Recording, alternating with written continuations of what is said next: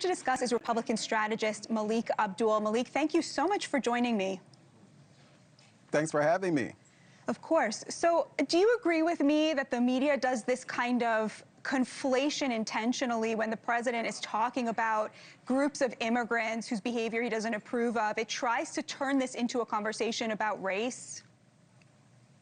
Yeah, and I think that this is something that is done regularly, not just with Donald Trump, but with Republicans in general. That typically is the label that is placed whenever there is any sort of criticism. Now, I do agree. Now, I don't think that the comments that Donald Trump made, well, first of all, it wasn't true about Haitians eating dogs and cats, but I don't think that that was necessarily racist. And I don't, even in this case, I think that Donald Trump, it's built in the cake that Donald Trump probably will say a bit of inappropriate things. And so I don't think that he should be calling really anyone garbage, but especially members of the Somali community. But that is actually a much larger conversation. You know, I went down the rabbit hole with this fraud scandal, and it's not just this $1 billion in Minnesota. If you go back and look at the AP report, I think back in 2023, their analysis is that as far as COVID funds, there were about $280 billion worth of fraudulence in the COVID, in issuing out the COVID funds.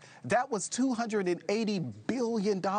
Yes, $1 billion is really significant, but the $280 billion, and I think that's more so not about Somalis or not about immigrants, it is about government oversight. And many Republicans, before the first tranche of money was issued out in 2020 under the first Donald Trump administration, many Republicans had questions about how, what were the guardrails around that sort of money, because we ended up issuing out, I think, about $4 trillion.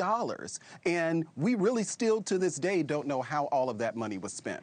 And what's so amazing is that when the fraudsters were almost investigated by the Department of Education, they literally threatened to call them racist if they didn't allow these fraudulent programs to persist. They used that sort of woke logic that terrifies white progressives in order to keep stealing. Yeah, and this is something, again, that is done over and over again. It is not just with the Somali community. You think of and I would say that the Democratic Party, just over the years, the reason that they've been one of the reasons they've been so successful in really garnering a large portion of the minority vote is because they play these sort of racial politics. So again, any criticism for any reason is labeled as racism or xenophobia or things like this. And these are things that has just been done over the years. And I know that people put a lot of that attention on Donald Trump, but I just know anyone who's followed our politics over the years has to admit that this sort of narrative about Republicans being anything, pick your poison when it comes to what you want to name them. This narrative has been the case for years now, and it's time for something to be done about it. So what should be done? I mean, how can people on the right convince minorities that this narrative is a myth? Well, first of all, Donald Trump can't be going around calling people garbage. I do think that there is some responsibility that.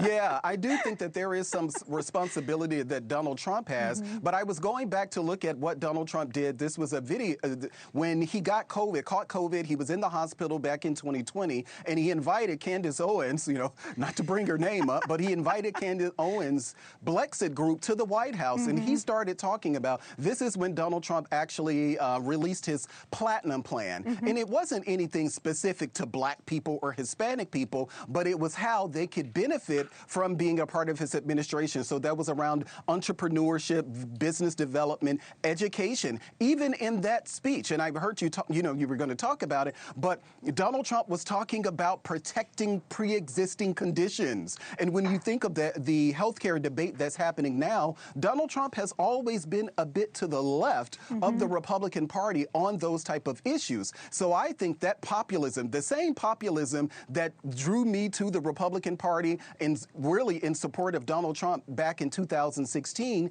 Republicans have to get back to that. It can't just be the wedge issues, and I think that we've kind of focused far too much on the wedge issues. You have to focus on not just the the issues that bring us together, but the dollars and cents, because the same economic anxiety that elected Donald Trump in 2024, you can best believe that will be on the ballot in November of next year.